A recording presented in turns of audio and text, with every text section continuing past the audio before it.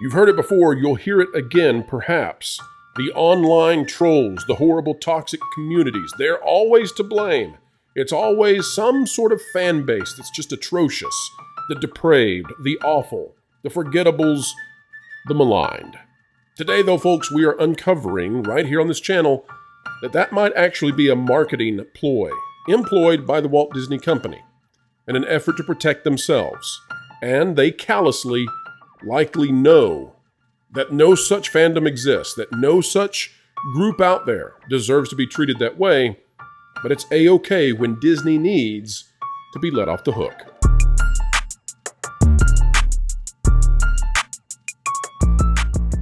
Hello folks, welcome back to the Pro Channel. Uncovering the truth is our job, and our job we greatly enjoy.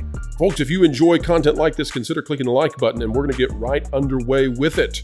It turns out that Disney apparently has a pattern, and that pattern is that they're all too happy to declare that online trolls and horrible fandoms and toxicity, that they're to blame for certain things.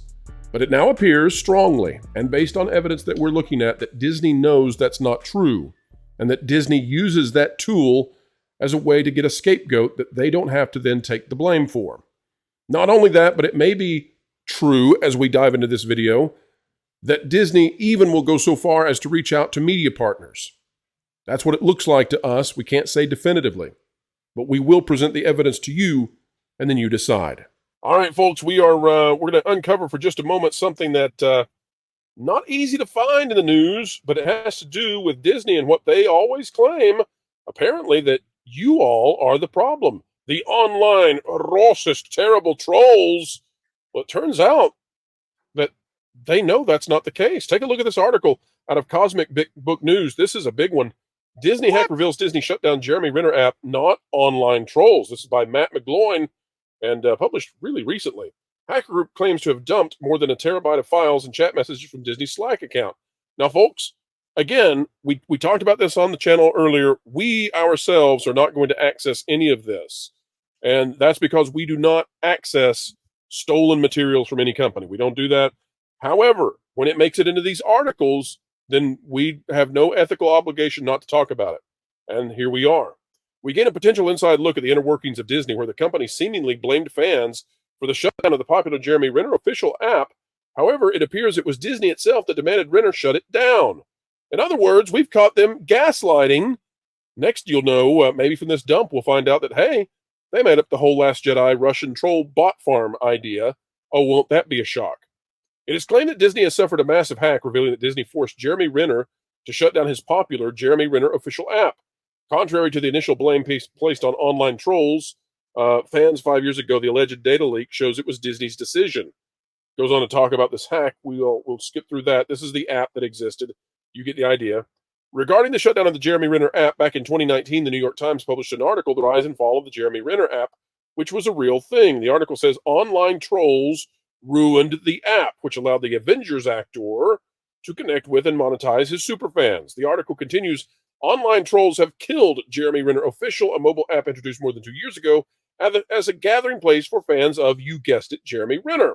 The article also lies the blame on, and it gives this person who they blamed. We don't care about that. But the article goes on to blame everybody. It's not Disney's fault. It's not Renner's fault. It's the fans. It's the toxic fans. Folks, you've heard this so many times before. This should seem like deja vu. The app was then shut down, as the Times wrote. On Wednesday, the app was killed, according to an in-app message from Mr. Renner, written in a font that mimics genuine handwriting and shared by several users on Twitter. And the idea that he actually wrote that, exceedingly low. However, according to the Disney hack, a user on X discovered Disney shut down the Jeremy Renner app. It says, okay, so just going through these, and this is crazy. Disney forced Jeremy Renner to shut down the popular Renner app using a non-compete clause in his Marvel contract. Internal emails show they saw it as a legitimate threat to Disney Plus and possibly all other media as well. So in an effort to defend Disney Plus from the mighty Jeremy Renner app, Disney decided that the better PR spin, apparently, according to this report, was to blame it on toxic fans and say they're the problem. It's their fault, darn it. Lauren, this feels very much like Star Wars all over again. You think now we've got a pattern? Oh, I think there's been a pattern established for quite a while. I'm not terribly surprised. Disney is rapacious. They want to have all eyes focused on them at any given time. They will nickel and dime their customers as much as they possibly can. They do not want competition. And it I, should be said, culture, that yeah. the claims that Disney destroyed Splash Mountain to protect Disney Plus, looking more likely if little Jeremy Renner, the app, was big enough that Disney was like, you know what? Launch the non-compete clause and take it down. Yeah, I look, I'm just going to say it this way. Yes, I mean they do a lot of dumb things for a lot of dumb reasons. And this is just the beginning of this whole mess of release that's about to come out. But does it surprise us when they use the same playbook? As Lauren was saying, not only are they rapacious, they're a one note tune, and they will always attack the fans first. And yeah, he is a challenge to them because they don't want him to be able to say whatever he's going to say. Do you know his politics? I don't think anybody does. I think that his politics he's kept to himself, right? So if you don't know his politics, decent chance he shares some of the same ideas as Gina Carano. And I know one likely, thing, culture. Do you remember? yeah, Do you remember the level of vitriol that came out towards him when he was yeah, run over heroically, pushing someone out of the way of that snowplow, and you had yeah. people coming out and making vicious statements about him? Yeah, and you saw some Disney people doing saying some ridiculous things. So pro And when you Zegler, wasn't Zegler part of that too? yeah Disney people, yeah, really Yeah, nice, Disney super people. You're right, lovely Disney lady. people. Yeah, she's a Disney people. But does this surprise anybody? No, there were no online trolls in this. There none of this existed. This was one of those things that irritated me today. And of course, you can't do any legal stuff from this because Renner can't do anything legally. He wouldn't anyway because of the non-compete agreement. But this is what a lawyer would call, and it's too bad Ron is gone, fruit of the poisoned tree. So it would not be actionable even if it didn't have anything to do with his non-compete. So there we are. But wait a minute though, culture. Mm-hmm. There's a bigger story here, I think, and that is that not only does it seem, according to this report, that Disney made up online trolls as being the reprehensible reprobates that took this down, and by the way, seems to be a familiar playbook exactly. But not only that, but then the New York Times carried the water for that story with what would seem to be no evidence because now we know there are no online trolls. This was made up whole cloth. It's not as if this was carried by the what would you say, the Buckingham Gazelle, right? This is not some sort of teeny weeny. There's no viewership thing. This is the New York Times carrying But Disney's but water of hatred.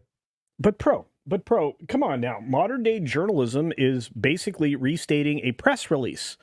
And that's basically all you're going to get. You're going to get stuff that the company feeds journalists that they want out there in the public. And that's why the trade magazines are so corrupt. It's why we can't count on almost anything that we hear out of any of these outlets. And who would be surprised to find out that stories like this are run on these outlets because they ideological align with Disney from stem to stern?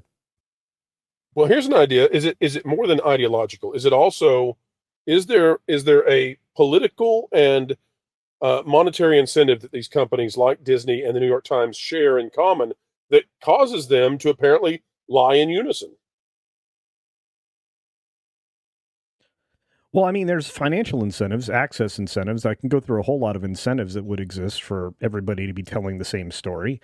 And again, I mean, all of these companies share board of directors. All of them share the same influence from all of the large financial institutions. To me, it makes perfect sense that they all align. They have to tell the same narrative. It's called gaslighting for a reason. You have to misstate the truth as often as possible so that people will maybe believe it. Now that we know everybody's lying, that doesn't work. Mike, any chance this is the exact same story we're going to hear about Last Jedi, about the Acolyte, everything else? This is just the default go-to strategy for Disney. I think so. I think the reality is that we've got a PR marketing team, and the Disney PR machine is a lot like going into a restaurant where they never have specials of the day. Everything's right off the menu, and it's the same crap over and over again. All they do is substitute the plates out for issues and this. I mean, that's why we never get honesty and integrity, which you do get at the Pro Channel, by the way. But that's why we never get integrity and honesty from anything that comes out from a PR and marketing standpoint from any of the Disney entities, in my view. No, I totally agree, and I think that where they go when they have troubles, when they need to make something go away, is they say, well, let's blame it on the pale-skinned folks of Oklahoma, Missouri, or wherever else we can find them. Let's blame the rural areas. They're the online trolls, and if that doesn't work, we'll claim it's Russia. And that's the Disney playbook, folks. Yeah, but sad that doesn't but even, true. Another. Yeah, but that doesn't even you? work for any of that anymore, Pro. Sorry, I didn't mean to interrupt you, but whether it be the government or one of these large institutions like this giant media institution called Disney, nobody believes that anymore because that's the same well that they've been trying to fish in forever, and there's no fish. Everybody's tired of the same bologna sausage. They don't want any. Like Mike said, I don't want spaghetti 7 days a week. I might really like spaghetti, but I don't want it 7 days of the week. And this spaghetti, now completely uncovered, folks, this is just the beginning. We'll see what else comes out of this leak. Again, we're not going to access it ourselves, and that's due to our journalistic principles. We do not use stolen materials, and technically these are stolen materials. If other outlets want to report on it, we'll be happy to report on it at that point. And folks, we have come to the end. Another exploration of what's going on in entertainment. Folks, we hope you had a great time. If you did, consider clicking the like button, share, subscribe, click it, stick it to the algorithms. It is the notification bell. Drop a comment right on down below. Let us know your thoughts. Remember, a mind is a terrible thing to waste, so waste not yours. Folks, if you're not yet a member of this channel, remember that it is just the price of a soda per month, and it gets you access to all kinds of exclusive content you will not find anywhere else. Consider it. We would love to have you. Folks, wherever you are and whatever you're doing, keep learning, keep growing, and keep having fun.